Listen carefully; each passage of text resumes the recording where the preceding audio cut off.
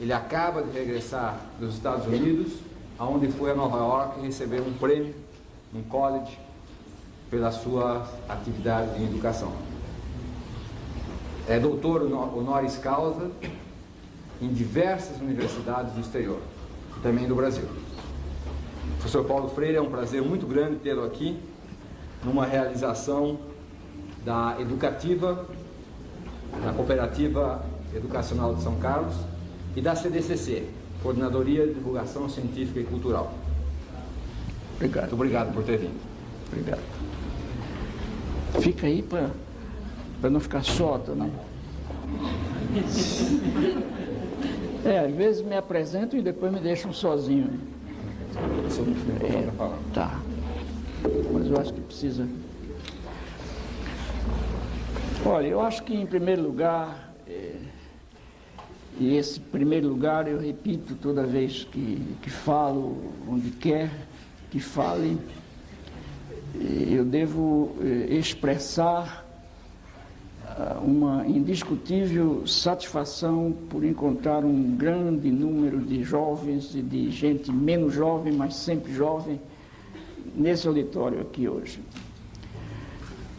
Essa é uma coisa que não me faz arrogante, quer dizer, que não me faz convencido de que eu sou um sujeito misterioso, que não me convence de que eu sou exceção, de que eu sou excepcional, mas se isso não me dá o direito de ficar besta, como vulgarmente se diz, indiscutivelmente noites como esta me dão o direito de me sentir contente, de me sentir alegre realmente. E até que a alegria, às vezes, que eu experimento supera fome e cansaço. Duas coisas com que eu cheguei hoje aqui. Porque hoje, por uma série de razões, eu não consegui almoçar. Eu estou terminando um livro novo, e então fiquei, quando eu trabalho assim, vocês nem imaginam, eu crio problema para minha mulher, porque eu até dizia para ela ontem, eu acho que do jeito que as coisas estão indo, a gente vai ter que dormir separado, porque eu me inquieto, eu fico muito tenso. E quando chega a noite, de vez, quase toda noite, coitada, ela se obriga a me acordar e dizer: Paulo, você sabe, você está me empurrando. Puxa, até que a cama da gente é dessas king size, não sei o que, enorme. Eu gosto de me virar para todos os cantos sem bater na minha mulher, mas quando eu ando assim, tenso, eu empurro Nita, quase que derrubo Nita. Eu acho que eu tenho que botar outra cama perto para os períodos de tensão. Isso é exatamente... Tu me dás água. Isso se repete toda vez que eu estou escrevendo com muita intensidade. Então, dormi mal, e porque dormi mal, também não comi, então eu cheguei aqui hoje cansado e faminto. Mas só a conversa que eu tive com professoras, professores, com os coordenadores dessa coisa louca que é, dessa loucura. Eu acredito muito na doidice, entende? Há uma forma sã de se ser doido, de se ser insano, que eu acho que o Brasil, inclusive, precisa de administradores assim, sanamente insanos. E essa conversa que eu tive agora nessa experiência tão bonita, dessa cooperativa pedagógica, e ao chegar aqui e ver esse grupo de gente, até que o problema meu agora vai ser ter fome de novo, porque acabou a fome e, em certo sentido, acabou o cansaço. Mas eu gostaria que vocês desculpassem que eu não me prolongue muito hoje. porque eu estou bem, mas se eu insistir, então depois eu canso mesmo. E como eu viajo amanhã para o Recife, e outra coisa que eu, quando faço, também descanso, porque Recife é minha terra, e eu me revejo lá, gosto para danar de ir lá, viu? Vou encontrar calor. Mas mesmo assim eu queria, estou bem demais, estou ótimo, muito feliz, mas não posso estar muito tempo com vocês aqui. Agora, sobre que é? Eu me pergunto assim agora, e sobre que eu vou falar a essa gente curiosa, por exemplo, essa gente inquieta. Às vezes, ou quase sempre, nas minhas andanças, né, nas minhas falas no Brasil e fora do Brasil, eu proponho ao público que, em lugar de que o público impacientemente me escute falando sobre um tema qualquer, que eu poderia agora escolher um assunto qualquer, no campo do pensamento pedagógico, no campo da política, da educação. Eu poderia escolher um tema de que eu goste, por exemplo, que fica mais fácil, e falar para vocês. Mas acontece que há uma expectativa em cada pessoa que vem para uma noite como essa. E cada uma é como se estivesse dizendo: puxa, será que ele podia falar de tal coisa? Eu gostaria que falasse hoje sobre disciplina, por exemplo. Outro, eu gostaria que ele falasse sobre os sujeitos da educação. Quer dizer, cada um pensa, cada um idealiza.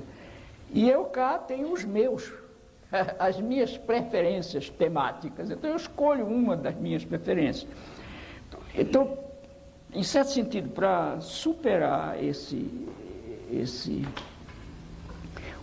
possíveis desencontros, de modo geral, eu proponho ao grupo de gente que comecemos uma conversa e não propriamente uma conferência minha. Quer dizer, que se façam perguntas a mim. E a cada resposta que eu tente dar, possivelmente eu farei algumas conferências menores. Quer dizer, eu devo falar 10 minutos, 15, para responder a uma pergunta.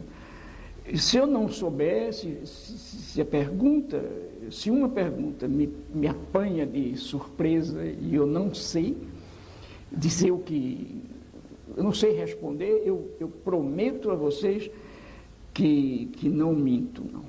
Quer dizer, eu desde muito menino aprendi que não saber faz parte do saber. De maneira que então não me envergonha de jeito nenhum, porque quando a gente não sabe, então pode começar a saber. E não saber, para mim, é ponto de partida para saber. Então não há problema. Para mim, de eu dizer que não sei, não há problema. Entende? Porque eu gosto até quando eu não sei, porque é chance de saber mais. Eu proporia isso aqui hoje, quer dizer, que cada um de vocês, vai haver um silêncio e em seguida uma pessoa mais inquieta fará a pergunta e depois outras farão. Tá bem? Então, primeira.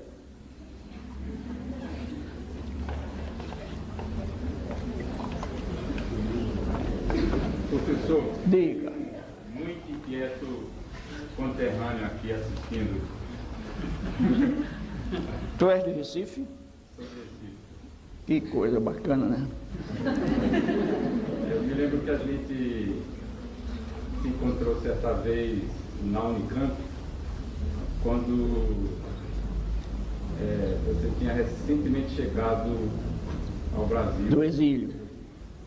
E eu fui apresentado dessa forma: quem está um conterrâneo. Aí você me perguntou: você não sente saudade do cheiro de caju? Essa seria mesmo uma das minhas perguntas.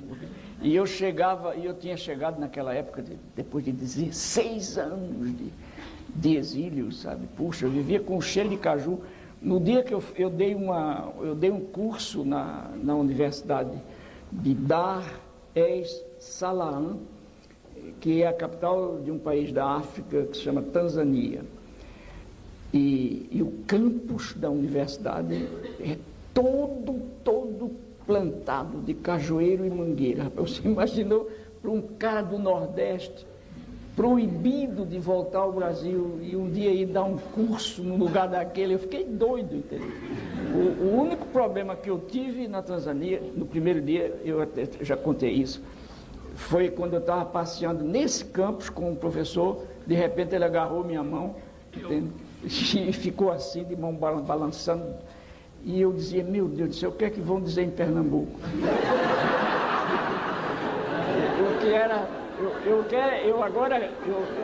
Eu agora quero, ao recontar essa história, eu quero fazer uma declaração pública, quer dizer, indiscutivelmente a minha reação era uma reação machista, uma reação discriminatória, e eu quero dizer a vocês que eu evoluí muito, entende? Eu tenho um profundo respeito pelas opções dos outros, das mulheres que querem viver e exercer sua sexualidade com outras mulheres e dos homens que exercem a sua sexualidade com outros homens. Eu estou no meu canto, muito contente e muito bem, mas respeito profundamente os outros. E quero agora fazer a crítica de mim mesmo, quer dizer, mas a crítica de mim mesmo era a crítica à minha cultura. Evidentemente que você já imaginou Pernambuco, os pernambucanos, nordestino machão daquele. E quando o professor agarrou minha mão, foi uma coisa louca. Eu fiquei doido. No momento que ele deslagou, eu meti as duas nos bolsos. Com medo. Era quase uma agressão, entende? E aí eu dizia a mim mesmo, enquanto ele passeava comigo, balançando a mão, feito namorados, eu dizia a mim mesmo, se fosse uma mulher que estivesse com a minha mão, o que é que eu estaria sentindo? Possivelmente nada contente. Não? Então era um treco machão, machista. Isso me preparou para meses depois ir à Índia, e cheguei à Índia, tive uma doença, uma infecção perigosíssima, e tive que ser recambiado às pressas para a Europa, e lá os médicos também pegavam minha mão, abraçavam, eu nem me importava mais. Alisavam minha mão, dizia, Dr. Freire, e tudo. E eu digo, tá ok, pode agradar. E então, quando eu voltei, que te encontrei, realmente hoje não me lembrava, achava que tu tinhas cara de nordestino, mas a minha pergunta era uma pergunta de exilado, de recém-chegado. O cheiro do cajueiro, puxa, que coisa, né? Faz parte do corpo da gente. Mas diga. A pergunta que eu ia fazer, no início você colocou aí uma palavra que me preocupa muito. Não sei se é uma palavra, um conceito que interessa a toda a plateia. Mas o que é disciplina? Porque eu ia perguntar, é possível uma escola sem disciplina, mas eu tenho refletido muito sobre esse conceito e acho que eu desaprendi o que eu aprendi. Eu acho que eu não sei o que é disciplina. Exato. Olha, eu vou te responder, eu não direi que o que eu vou te dizer, e através de ti aos outros, é a resposta. Mas eu te direi que é a minha resposta. E, em segundo lugar, eu te direi também que ela é uma resposta teórica e que o grande empenho da gente, como pai, como educador, como mãe, como educadora, o grande empenho da gente é ver até como e quando e de que maneira a gente se torna competente para viver a disciplina, quer dizer, para experimentar praticamente a teoria de que a gente fala. Então, a minha primeira resposta é teórica, mas em seguida a gente vai refletir. Por isso que eu digo a vocês que esse negócio de perguntar é bacana, porque agora, por exemplo, eu já vou fazer uma conferência. Quer dizer, eu não vou falar em 3 minutos, eu devo falar bastante mais.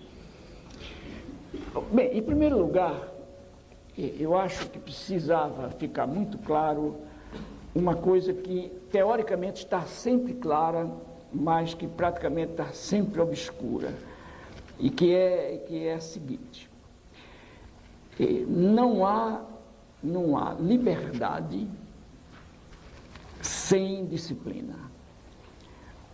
Em outras palavras, eu poderia dizer, não há liberdade sem limite. O limite é exatamente a mediação da disciplina, quer dizer, o limite é o caminho da disciplina.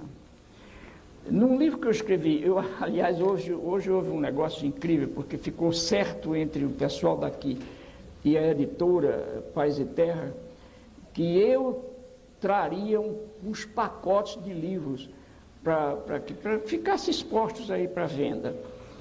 E eu não trouxe, e os pacotes estão lá em casa. Agora, você vê, não é porque eu tenha esquecido ou porque eu tivesse vergonha de que eu trouxesse os meus livros para ser vendidos. Não, eu quero que venda mesmo. O problema é o seguinte, é que a editora mandou 3 pacotes enormes de livros ontem lá para casa, e eu disse a mim mesmo, esse pessoal está louco, eu não pedi livro nenhum, eu amanhã vou chamar a editora para reclamar isso. E não pude, esqueci escrevendo, e agora eles me perguntaram, você trouxe os pacotes de livro? Eu digo, é aqueles que estavam lá em casa, que estão. E eu não trouxe, eu lamento muito. Mas num desses que eu deveria ter trazido, eu digo que a autoridade é uma invenção da liberdade. Quer dizer, o que é que eu quis dizer quando eu escrevi isso? Eu quis dizer que em certo momento da experiência, quer dizer, em certo momento da experiência da liberdade, as liberdades individuais que se contrapunham descobriram, quer dizer, isso é uma hipótese que a gente levanta legitimamente.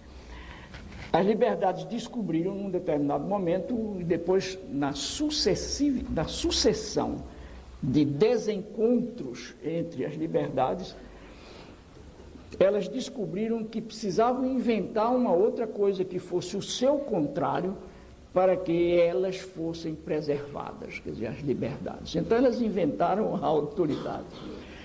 Isso significa que a autoridade é absolutamente necessária e indispensável à liberdade.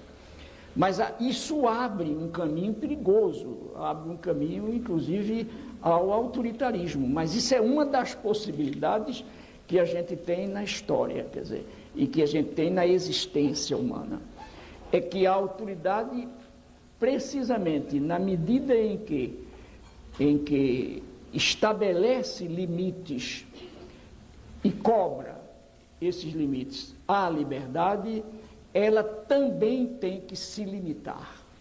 Quer dizer, a autoridade que não se limita é a autoridade que extrapola de si mesma e que, portanto, enquanto robustece a si, emagrece a liberdade. Quer dizer, então, aí, nesse desencontro, nós não temos nem mais autoridade, nem mais liberdade. Quer dizer, na medida em que a relação entre a autoridade e a liberdade se inclina no sentido da fortaleza de uma contra a debilidade da outra, desaparece a disciplina em termos concretos, em termos práticos e em termos éticos. Quer dizer, se o desequilíbrio entre as duas se faz na direção da vantagem da autoridade, desaparece a autoridade e em seu lugar se implanta o autoritarismo, o arbítrio. Essa coisa que a gente já tem conhecido, a história brasileira é uma história de arbítrio, porque a experiência da sociedade brasileira é uma experiência profundamente autoritária. De vez em quando, então, a gente tem tido na história brasileira surtos de robustecimento do autoritarismo, com os golpes de Estado, etc. De que agora eu acho que a gente começou a ganhar mais distância, quer dizer, eu acho que o gosto da liberdade tomou conta, em certo sentido, de nós, brasileiras e brasileiros, e quanto mais gosto de liberdade toma conta de nosso corpo, tanto mais longe a gente fica dos golpes de Estado. Claro que há exceções a isso. Mas se o descompasso entre a autoridade e a liberdade se faz em detrimento da autoridade e em favor da liberdade, desaparece também a disciplina, desaparece a autoridade, desaparece a liberdade e se implanta a licenciosidade, ou a libertinagem, como se diz também, ou o espontaneísmo, quer dizer, situação em que a liberdade faz o que quer e faz o de que gosta, sem tomar conhecimento. Então, é interessante observar, e é isso que é muito difícil, é que a adolescência, por exemplo, de modo geral, escorrega para o arbítrio da liberdade dela. Quer dizer, de modo geral, a adolescência necessita enormemente, porque o adolescente vive, de modo geral, eu não gostaria de chamar de crise, mas uma passagem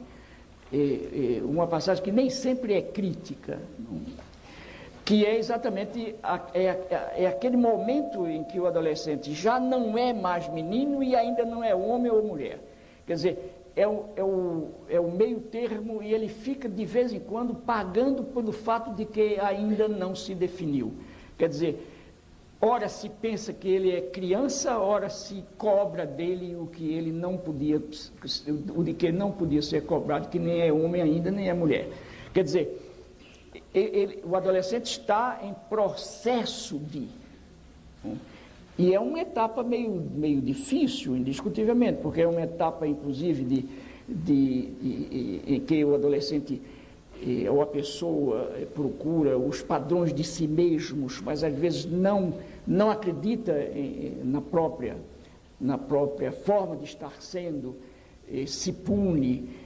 Quer dizer, uma série de... É um momento meio difícil, às vezes. Nem sempre os adolescentes vivem dificuldades grandes. Eu até que vivi uma infância muito difícil, tive uma adolescência sem problemas, esses tais problemas.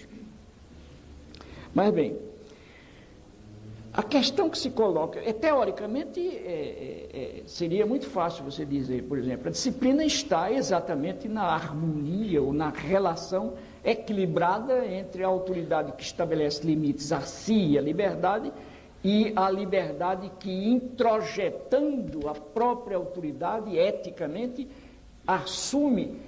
passa a ter uma autoridade interna. Isso é um processo muito bonito, porque psicologicamente é isso mesmo, quer dizer, a liberdade introjeta, quer dizer, põe dentro de si a autoridade que, sendo no começo externa a ela, liberdade, no momento em que a autoridade é interiorizada pela liberdade do ponto de vista ético, a liberdade virou também a autoridade de si mesma. Quer dizer, eticamente é isso. Quer dizer, eticamente a liberdade implica a presença em si do limite da autoridade. Quer dizer, é como se a liberdade passasse a viver o seu próprio limite que ela internalizou da autoridade externa. Quer dizer, eticamente é isso, filosoficamente é isso. Agora, na prática, nem sempre é isso. Quer dizer, o difícil e a dificuldade não é apenas da autoridade paterna ou magisterial, quer dizer, do professor, mas a dificuldade também é da liberdade, de aceitar a limitação necessária e indispensável.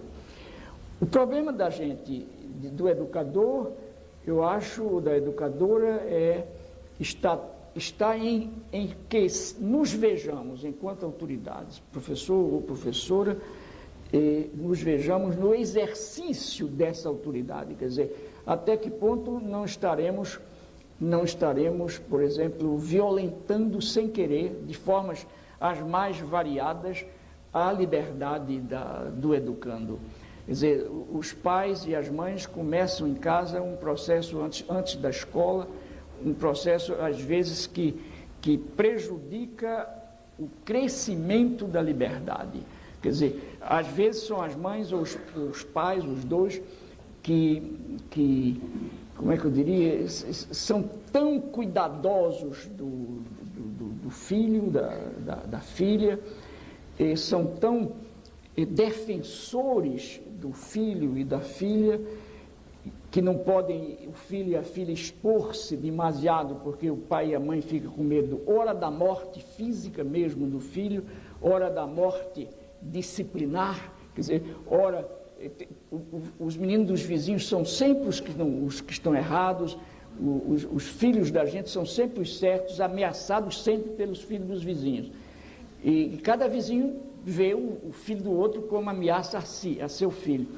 E se cumprimentam bem na rua, etc., mas dentro de casa estão pensando sempre que o filho do vizinho vai ensinar porcaria ao filho da gente, vai ensinar nome feio, não sei o que, nada disso.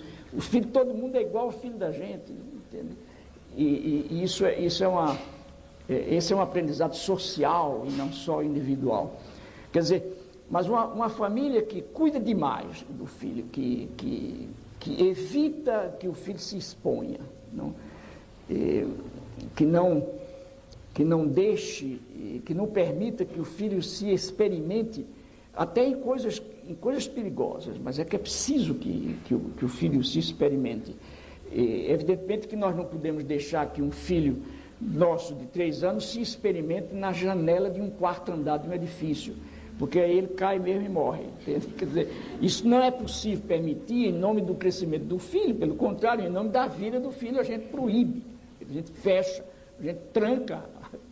Eu tive um grande amigo, um grande filósofo brasileiro, morto já, um dos homens mais fantásticos que eu conheci, o professor Hernani Fiore, do Rio Grande do Sul. Ele disse a mim um dia, ele era um pouquinho mais velho do que eu, e tínhamos filhos mais ou menos nas mesmas faixas, e um dia ele conversando comigo no exílio, ele me disse: Paulo, lembra daquela casa onde eu morava, que tu me visitaste no Rio Grande? Eu digo: me lembro. Ele disse: olha, na parte do sótão havia um buraco enorme assim, que não dava para atrapalhar a casa, porque o sol entrava, mas não chovia dentro, a localização da parede defendia, mas era um buraco. Ele falava assim, um grande filósofo, dizia. E eu, com essa filharada toda, menino, um dia eu olhei bem para o buraco e disse: e se um menino desse subir nesse buraco e pular, pode morrer. Aí eu me peguei, botei uma opção de tábua, preguei com cada prego desse tamanho e tapei o buraco. Então, no outro dia chegou um amigo meu, olhou e disse: Hernani, com essas tábuas, devia ser um psicólogo, né? Com essas tábuas, aí você vai impactar os seus filhos e vai neurotizá-los.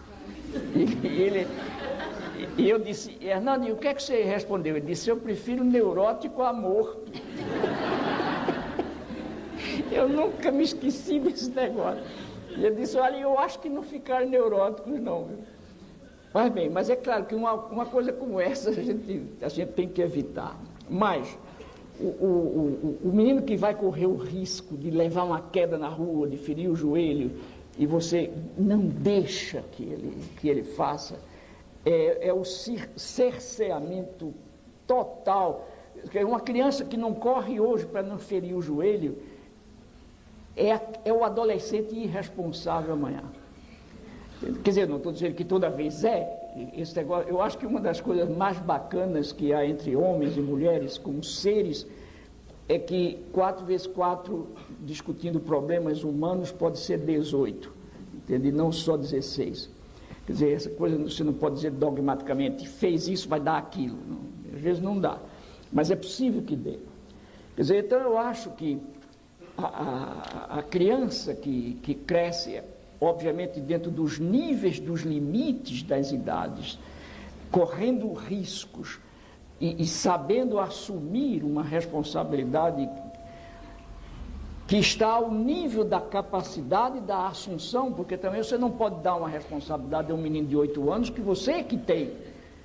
Você não pode exigir. Às vezes, por exemplo, há pais que se divorciam e que têm uma criança de 4 anos, de 5 anos, e que pede que o menino decida com quem quer ficar.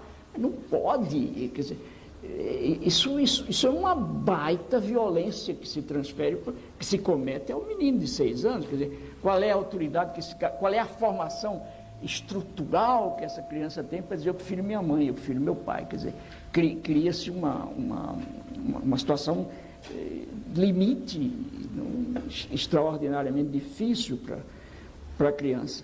Então eu acho, a nível de escola, por exemplo, eu acho que, em primeiro lugar, a professora que não se respeita, ou o professor que não leva a sério o seu trabalho, o professor que não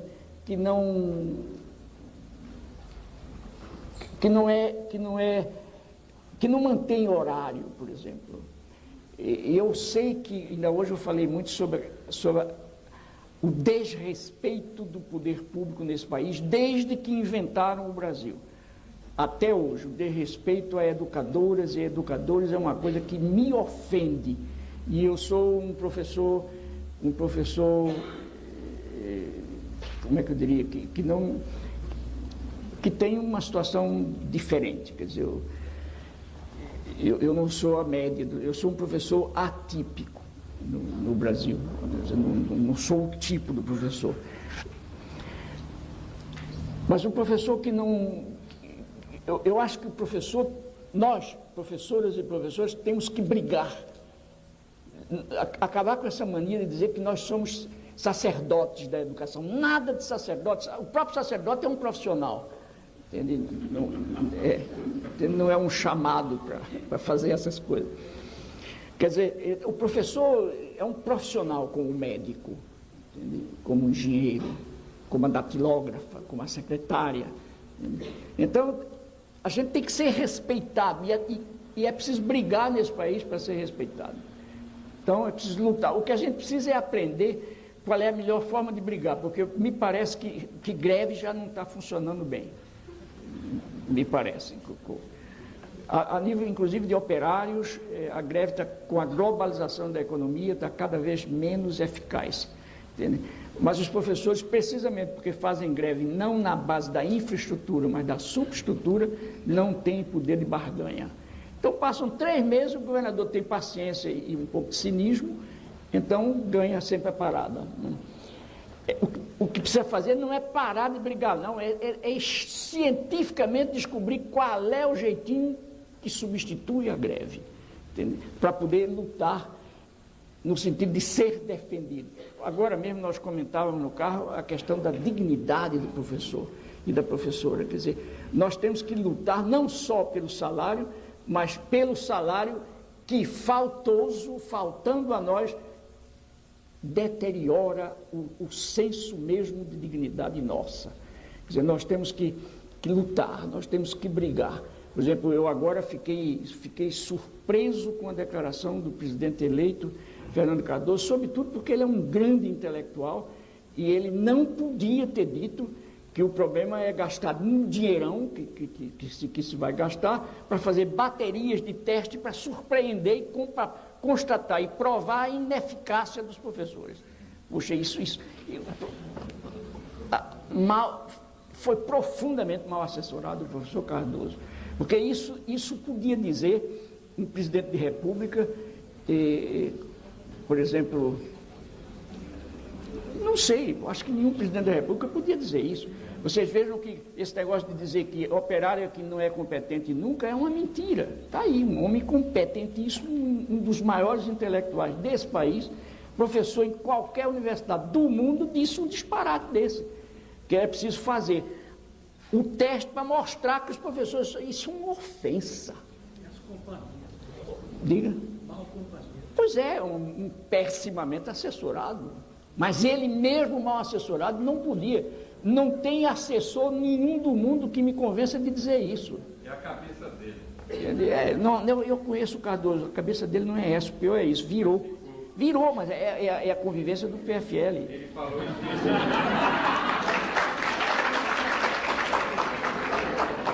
Ele pediu para a gente esquecer o que ele escreveu. Exato. Pois bem, voltando a essa coisa, não é possível pensar-se que o caminho da solução pedagógica do Brasil é comprovar a incompetência do professor. Em primeiro lugar, porque a incompetência do professor não tem a responsabilidade do professor.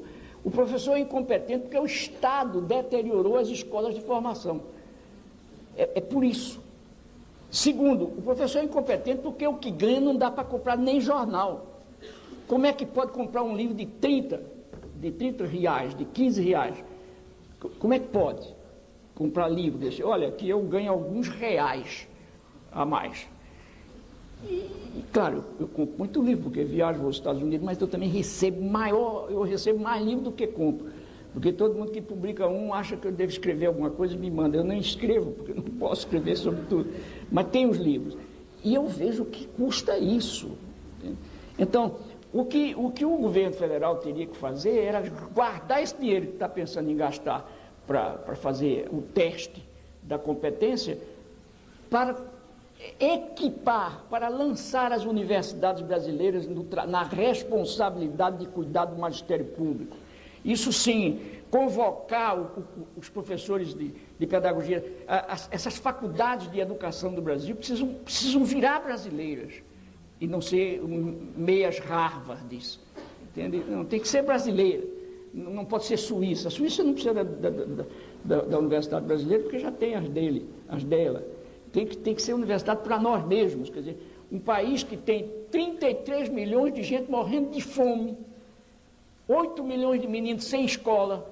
Não pode uma universidade de um país como esse se dar o luxo de só dar aula para meia dúzia de estudantes que vão fazer pós-graduação, que puder chegar a isso. Tem que dar isso também. Veja bem, eu não estou propondo fechar a universidade e acabar com a pós-graduação. Pelo contrário, a pós-graduação nesse país deu um impulso indiscutível ao país. Indiscutível. E eu sou parte de uma geração que não teve isso e que viu o que era antes e está vendo o que está sendo agora. Indiscutivelmente um avanço enorme. Mas é preciso que agora esses PhD que o Brasil formou se voltem em favor dos professores do Nordeste que não têm curso nem primário e que são heróicos. Eu dei uma entrevista, depois da entrevista do professor Cardoso, uma rádio de São Paulo, nem sei qual foi, dessas que chama a gente em casa e põe a gente no ar. Me fizeram essa pergunta: o que o senhor achou da declaração do presidente eleito? Eu achei péssimo. Puxa, eu fiquei triste, porque eu não votei nele, mas eu esperava que isso jamais o presidente Fernando dissesse. Entendeu? É um absurdo.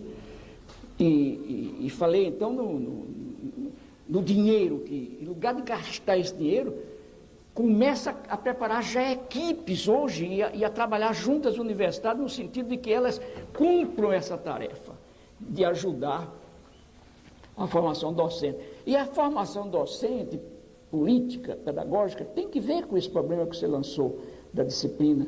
O problema da disciplina não é só um problema ético, não é só um problema pedagógico, porque é, sobretudo, também um problema político.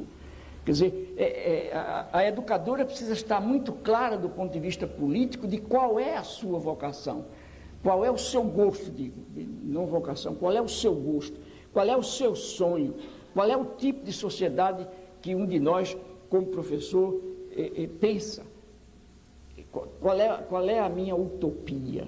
Quer dizer, o que eu quero é uma sociedade brasileira menos injusta, menos feia, menos malvada, mais democrática, mais aberta, menos elitista, mais popular. É isso que eu estou querendo. Se é isso que eu estou querendo, eu não posso ser um autoritário.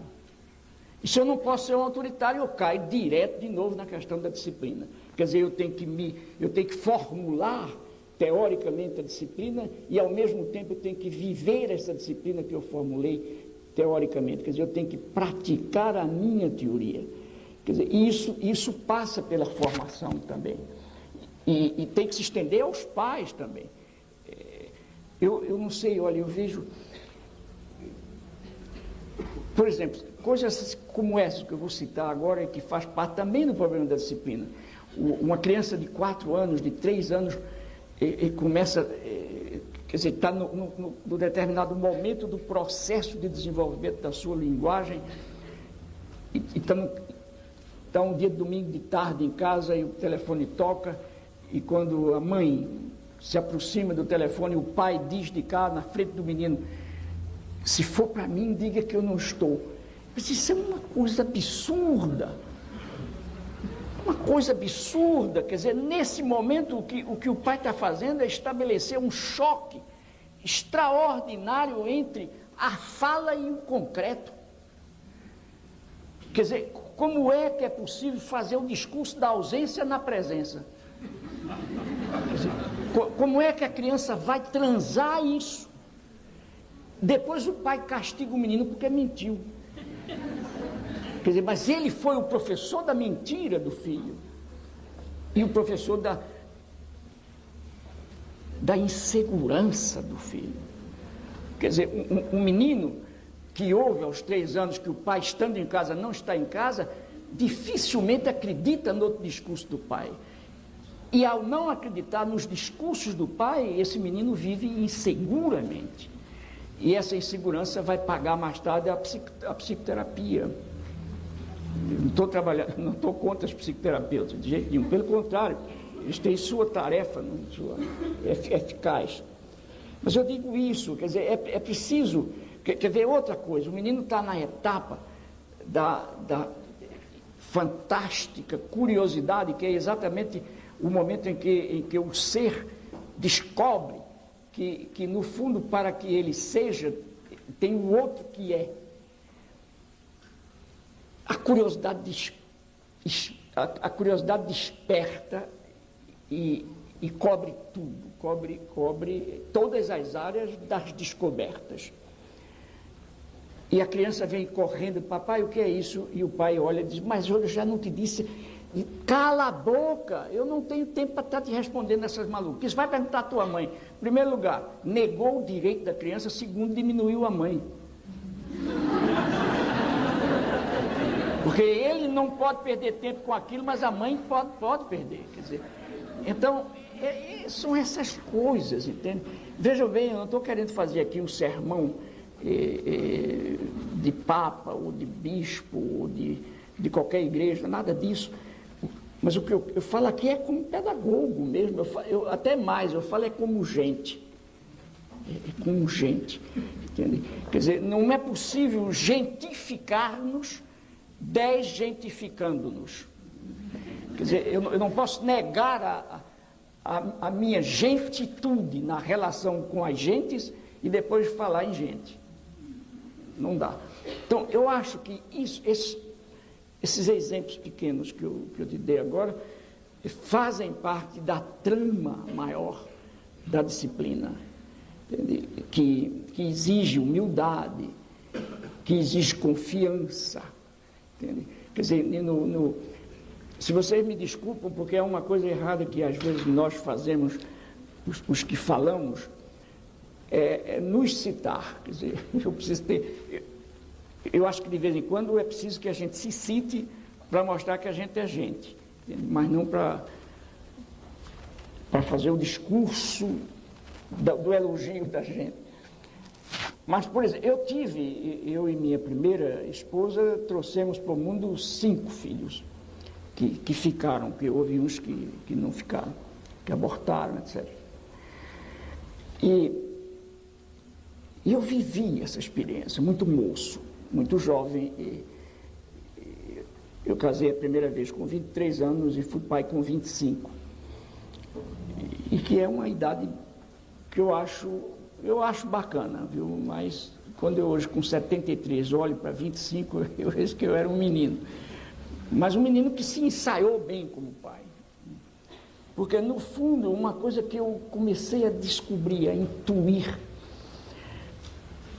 que foi uma delas, foi a seguinte: em certo momento na minha primeira experiência de relação com as filhas que chegaram, essas primeiras experiências me diziam o seguinte: Paulo, no fundo, a tua liberdade de filho começou a te ensinar a tua autoridade de pai. Quer dizer, no fundo, como filho, eu comecei a aprender, aparentemente, paradoxalmente, a ser pai. Quer dizer, a liberdade de filho bem vivida, numa relação muito harmoniosa com a autoridade de meu pai, que é uma coisa incrível isso. Nos 2 últimos livros que eu publiquei, que eu deixei em casa hoje, eu falo muito disso, porque são livros muito biográficos, em que eu analiso bem a presença de meu pai.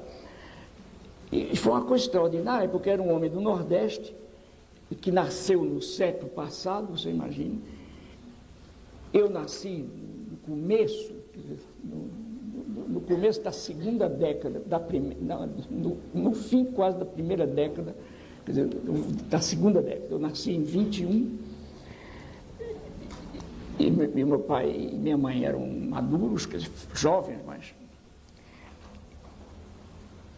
E uma região profundamente machista, como o Nordeste brasileiro, com um autoritarismo extraordinário, e eu tive um exemplo fantástico de autoridades não licenciosos, mas não autoritários, entende? Quer dizer, eu tive uma felicidade, uma questão de sorte, até de estouro, de ter nascido dentro dessa constelação familiar e ter tido chance e margem de crescer dessa forma.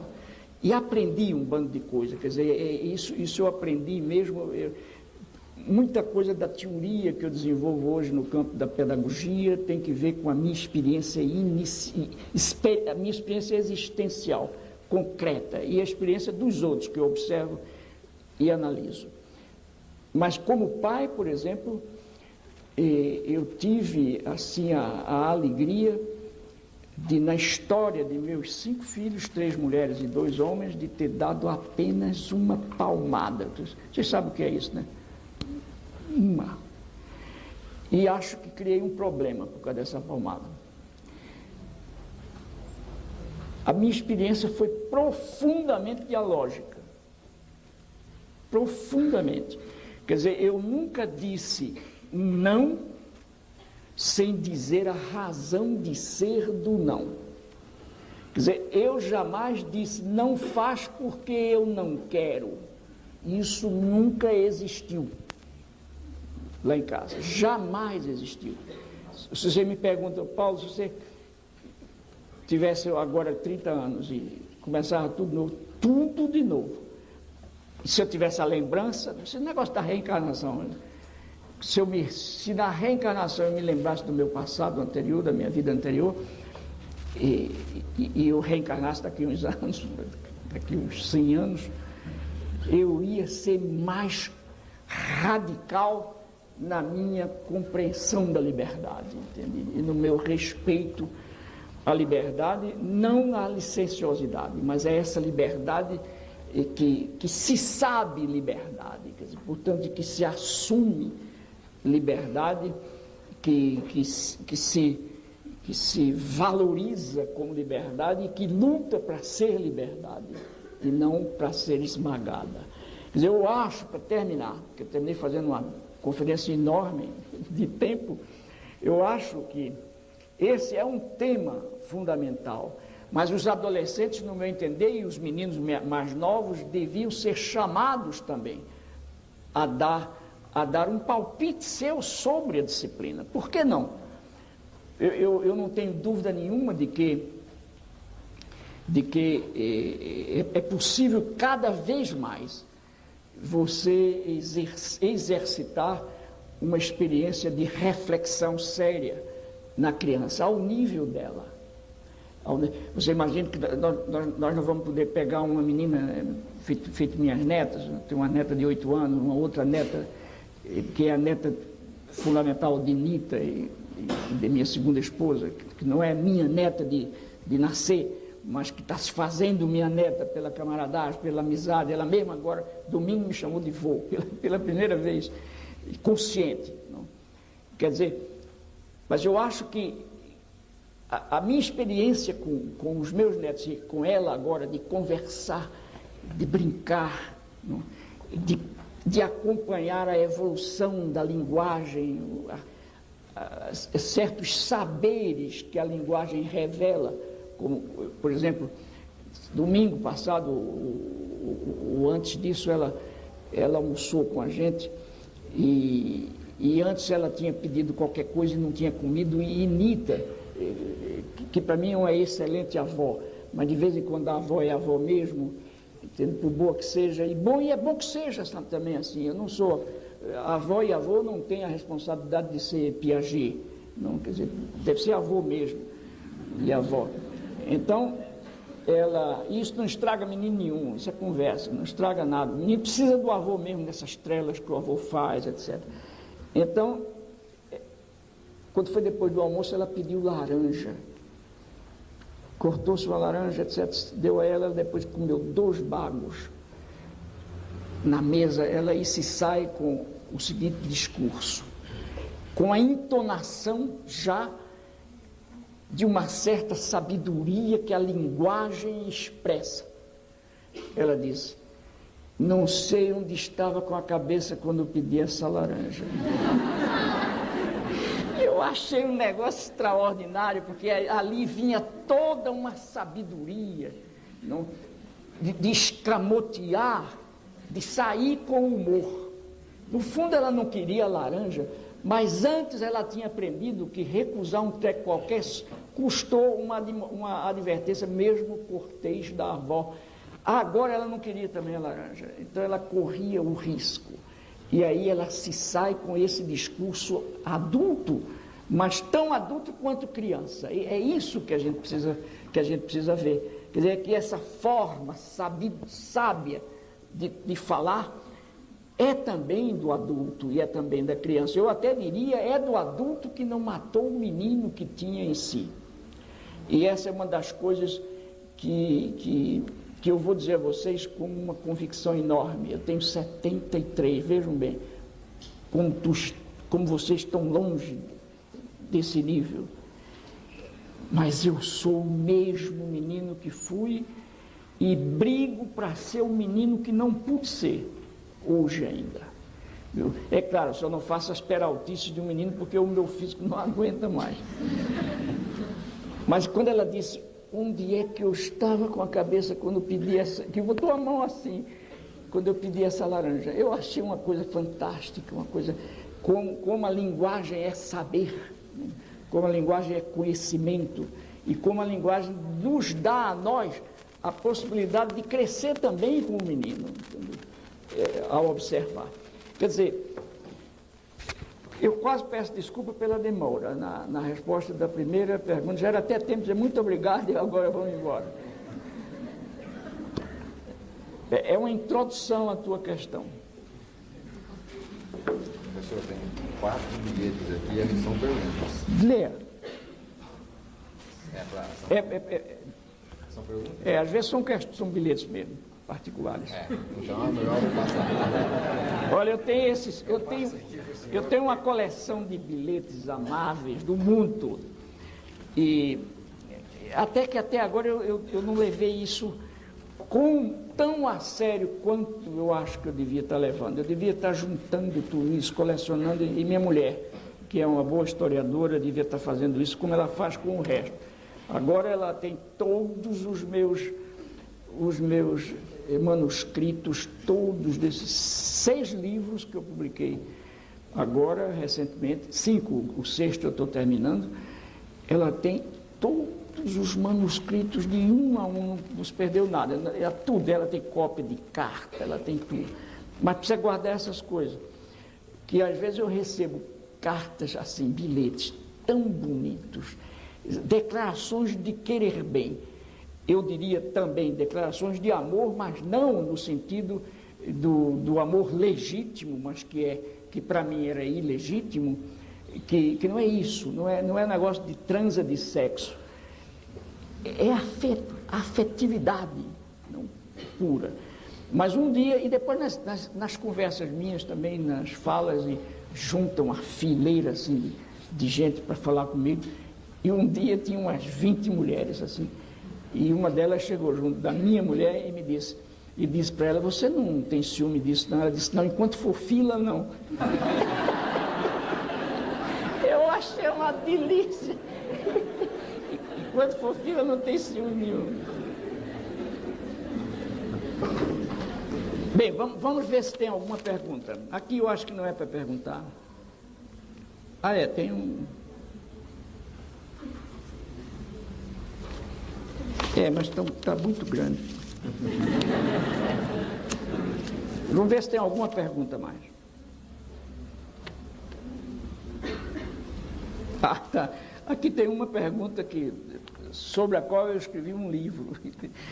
A pergunta é a seguinte: que tipo de argumentação é preciso para que se acabe com a nomenclatura de tia para a professora? Junto às crianças e junto aos pais. Tem uma história da minha neta, a neta da Anitta, que se decretou agora minha neta também. Quando esse livrinho saiu, meu, tia, professora sim, tia não, os pais dela estavam com ela lá em casa, e eu dei um exemplar para os pais do livro que tinha saído naquela semana. É isso daí, exatamente. E aí, então, começamos a conversar sobre o livro. E eu comentei os temas do livro, o que é que eu tinha discutido, etc. E ela brincando. Depois a gente fica pensando que a criança brincando não está dentro do texto da gente, do contexto da gente. Está. Quando foi 2 dias depois ou 3, ela chega à escola e chama a professora. E a professora estranha, acostumada a ser tia dela, e a segunda vez que ela chamou professora, a professora disse, o lápis foi adiante. A professora disse: mas Marina, o que é que ela gostava muito da menina? Disse: Marina, o que foi que eu fiz com você? Você vê como essa professora estava absolutamente alienada já, não? Quase que sem salvação.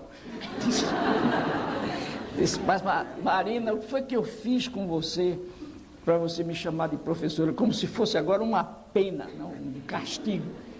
E Marina olhou para ela e disse: gente, você não viu o livro do Paulo Freire? Que menina danada, ela tinha 4 anos, 3 para 4, quando disse isso. Olha, o Paulo Freire escreveu um livro para dizer que não é mais tia, não. Bem, então a professora foi a mãe dela, não foi a casa dela, falou com a mãe da Marina e disse: o que é que eu fiz? Ela fez isso e disse a mim que foi o Paulo Freire que escreveu um livro, dizendo que não era mais. Ela disse: olha, ele realmente escreveu, agora eu nem sabia que ela tinha entendido isso. Bem, mas agora ela está de novo na tia, viu? Está chamando tia. Olha, eu acho o seguinte, essa questão da tia, professora, tia, indiscutivelmente isso é uma expressão de natureza ideológica. Quer dizer, quando eu digo de natureza ideológica, eu quero chamar a atenção para algumas coisas. Por exemplo, primeiro, na medida mesmo em que isso a expressão de uma ideologia, isso não é absolutamente claro e transparente, porque a ideologia é mesmo opaca. Quer dizer, eu sempre costumo dar um exemplo muito, muito concreto para chamar a atenção dos alunos com relação à compreensão do conceito de ideologia. Por exemplo, quando a gente sai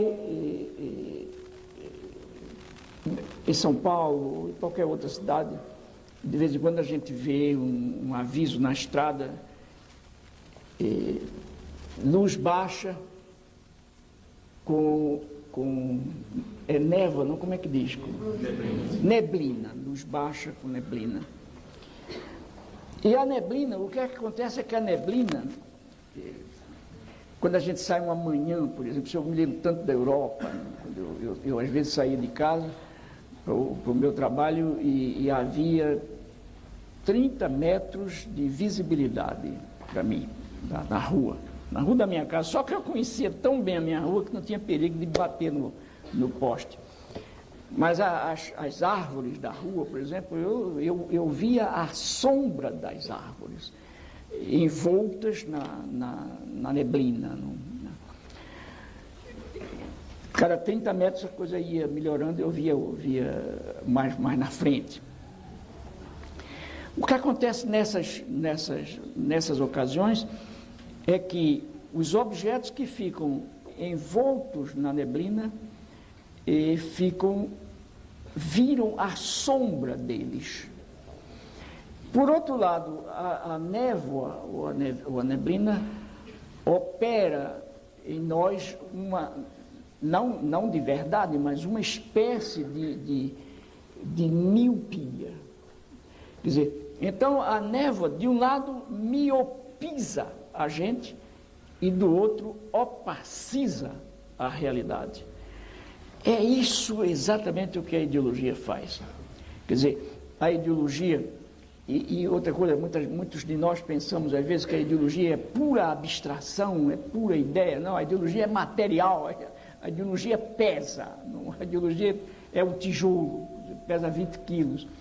Então, mas ela opera em nós essa coisa. De um lado, ela diminui a nossa capacidade de ver criticamente o mundo, a realidade. Do outro, ela opaciza a realidade, ela encobre a realidade. Por isso é que eu defendo tanto uma pedagogia que eu chamo da desocultação da verdade, e não da miopização do educador e do educando e da ocultação da verdade.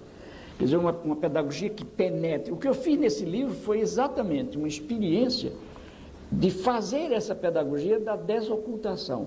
Quer dizer, arrancar por debaixo da ideologia que criou o mito da tia, para mostrar que, no fundo, isso é uma tentativa de desprofissionalização da educadora e de tapiação da educadora, convencendo-a de que ela deve assumir a afetividade da tia.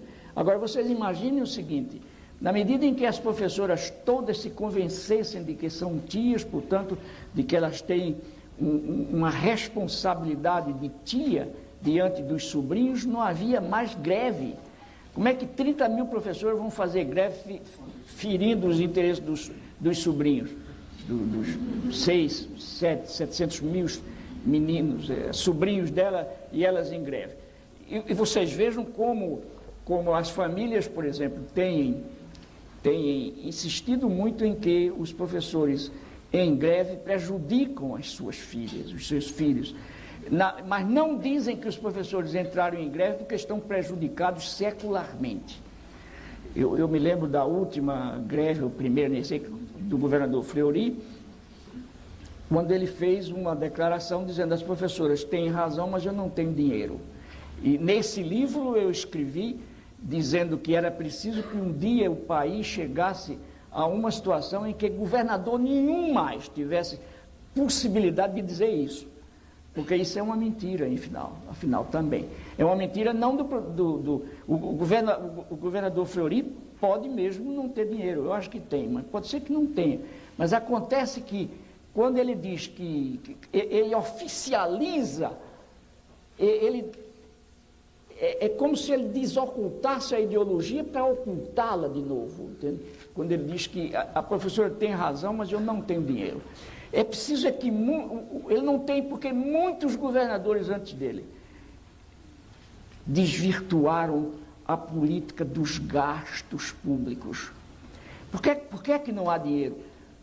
Porque há salários descompassados nesse país. Eu não sei se vocês ouviram ontem que há uma dúzia, muito mais do que uma dúzia de gente que está ganhando $20 mil. Portanto, 22 mil, 22 ou 21 mil médicos, e não sei quem mais, da nação. descobriram que tem 100 e tantos. Quer dizer, como é possível? Esse é um país que não vai se perder, porque nenhum país se perde, e se perde para se achar, mas é um absurdo que até o próprio governo não saiba disso.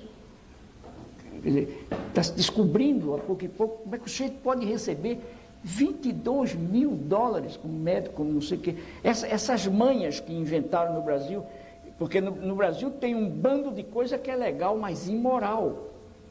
Eu sei também que há uma diferença entre legalidade e eticidade, mas o que era preciso nesse país, entre outras coisas, era aproximar mais a eticidade da legalidade, para a gente não ter coisas como essas que o governador Fleury fez agora, que são absolutamente legais, mas um absurdo.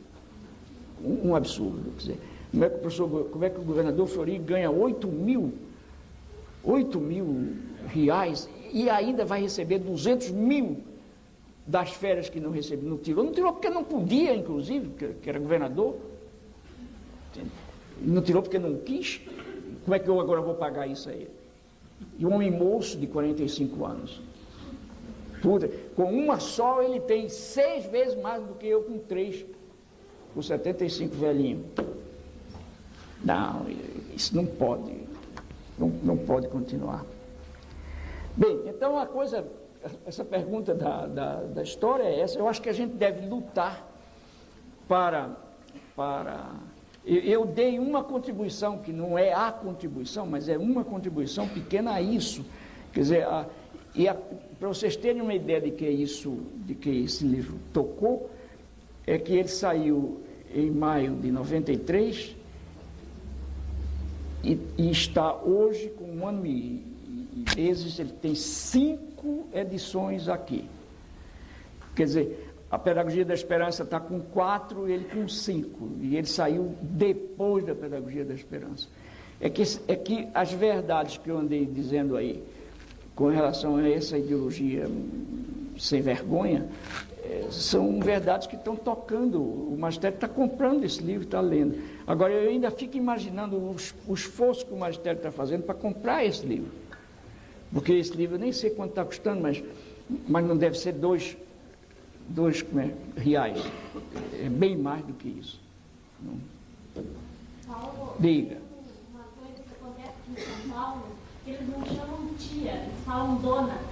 Aí eu falei no primeiro dia de aula, hoje vou levar todo mundo para casa, sou dona de vocês. Eu acho que o papel da gente como professor, você imagina se eu estimulasse os alunos meus da universidade a me chamar de avô? Coisa, porque também tio já não dava muito, né? Mas avô, não, me chamem de avô. Paulo não, vovô. Não está certo isso. Quer dizer, eu sou professor. É como nos Estados Unidos há uma outra, não é negócio de tia, mas é o que eles chamam facilitador. Entende? E há uns 10 dias atrás eu tive uma participação numa grande conferência nos Estados Unidos, onde eles me deram um prêmio. Um consórcio de instituições que trabalham no que eles chamam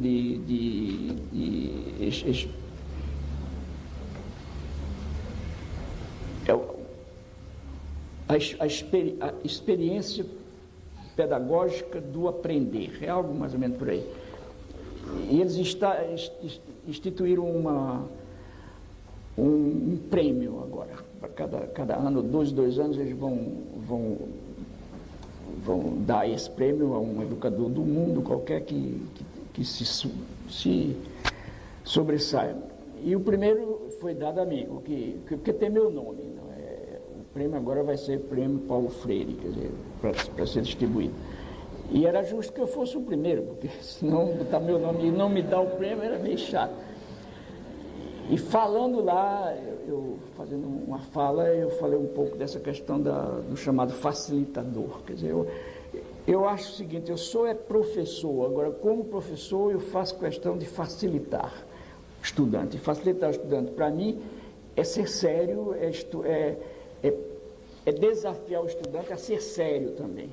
Entende? estudante que... Eu acho o seguinte, o professor que passa na vida de um estudante como um sujeito fraco, como um sujeito fácil, como um sujeito inseguro, como um sujeito sem vontade, como um sujeito sem força, passa de forma desrespeitada pelo aluno. Quer dizer, o aluno respeita, o jovem não quer safadeza, o jovem quer seriedade, entende? No momento em que uma juventude aceita e entra em conivência com a debilidade ética, é que o país está perdendo-se. Muito bem. Diga. Você falou bastante sobre o aprender e sobre a escola. Eu queria falar sobre o aprender na escola. Quando a gente é criança, a gente aprende brincando com o mundo, através das nossas relações. Eu tenho uma iniciativa, tenho um relacionamento com o mundo, disso vai decorrer alguma coisa, a gente vai aprender alguma coisa disso. Quando a gente chega na escola, a gente para de ter uma relação com o mundo exterior por iniciativa própria e o professor começa a dar as coisas para a gente. E como diz o Piaget também, ele fala que a gente desenvolve a nossa consciência até os 14 anos só. E que a partir daí a gente não desenvolve, a gente começa a trabalhar com as ferramentas que a gente obteve só. Eu queria saber qual é a saída da escola. Tá. Olha, eu acho que a saída da escola implica uma série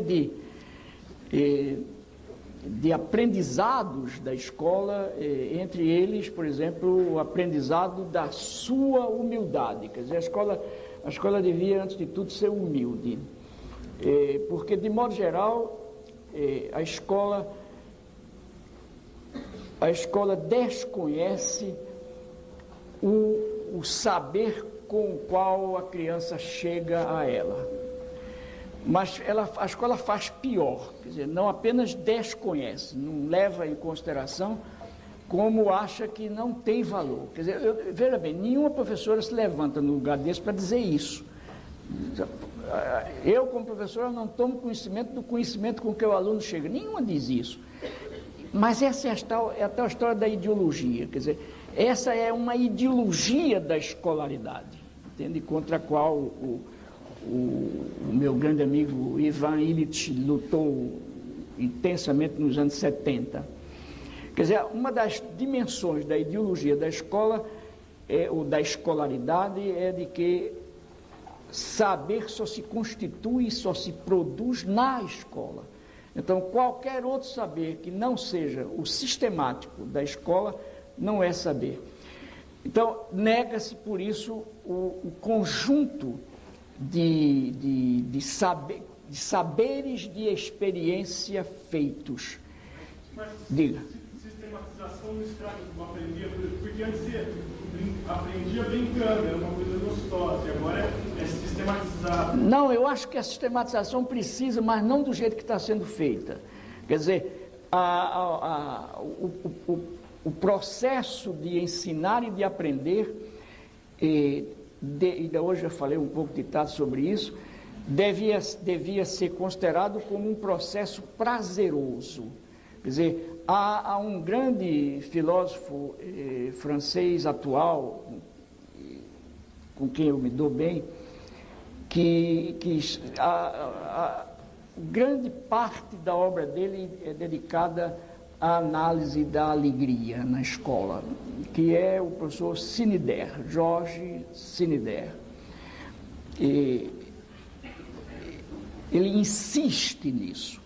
Quer dizer, o que a escola às vezes faz é exatamente induzir no menino o contrário disso. Quer dizer, o ato de estudar passa a ser experimentado e visto como uma coisa, como uma espécie de pena, uma espécie de punição. Ora, vocês vejam, por exemplo, hoje eu não creio que haja mais, pelo menos em abundância, mas as escolas que alguns anos atrás ainda, as professoras que ainda davam como punição ao aluno escrever 200 vezes, não faço mais isso. Quer dizer, se você pensa numa coisa que estraga a capacidade criadora e o gosto de ler, E de escrever, mandar um menino escrever 200 vezes, não faço mais isso, não faço mais isso. E os pais felizes, porque a professora está exigente. Meu Deus do céu, isso é uma coisa infernal, é uma coisa burra. Eu tenho raiva da burrice, entende? Não do burro, mas da burrice eu tenho raiva. E brigo contra a burrice, porque é um desastre a burrice. Então não é a sistematização que está errada, é a má sistematização, é a compreensão errada do que é sistematizar o conhecimento. Segundo, o que está errado também é a compreensão, a concepção do ensino e a compreensão do aprender. Quer dizer, se a gente tivesse tempo hoje, que agora eu começo a ficar cansado, mas se a gente tivesse tempo, eu iria tentar, eu até estou escrevendo um bocado sobre essa coisa, sempre disse, o que é ensinar, o que é aprender, o que é a curiosidade, por exemplo, como exercitar a curiosidade do aluno, quer dizer, o aluno, eu não sei como é possível a essa turma jovem estar ainda aprendendo com a curiosidade tão baixa que a escola provoca neles, quer dizer, é um desastre, entende? Porque no momento em que você castra a capacidade de espantar-se, você não pode saber nem ter o gozo da experiência estética. Quer dizer, e afinal de contas, uma das boas coisas que homens e mulheres podem fazer é saber e artistizar a vida, mas a gente é castrado desde a infância com a curiosidade, né? Quando o pai inibe o menino que fez uma pergunta, você imagina perguntar, se não houvesse pergunta, não haveria conhecimento. E há pergunta porque há curiosidade, e curiosidade que eu chamo de curiosidade epistemológica, quer dizer, essa curiosidade que parte, que se despega com o corpo, mas leva o corpo também para saber o que pergunta. Entende? Então, perguntar seria uma das coisas mais bacanas se as professoras conseguissem, um pouco artisticamente até, provocar os meninos a fazer pergunta, entende? Em lugar de inibir os meninos. Mas, olha, eu fiquei muito contente e agora eu vou parar mesmo. Eu vou ver se como agora. Entende?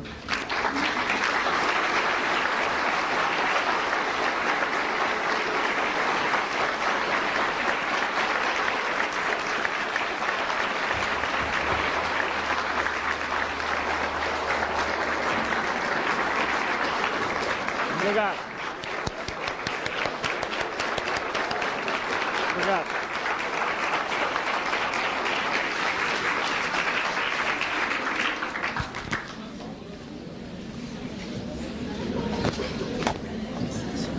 Tudo bem? Não pude perguntar, mas tudo bem. Eu trouxe um envelope para o senhor, se o senhor puder levar para o senhor e ler, o senhor vai entender o que eu quero dizer. Tudo bem? Tá ok, Leandro. Foi um prazer conhecer. Parabéns pelo aniversário que o senhor celebrou sábado, não foi? Não, foi setembro. Setembro? 73. Setembro, tá. A gente vai conversar mais depois através do senhor. Eu vou dar um recadinho para o senhor. Tá?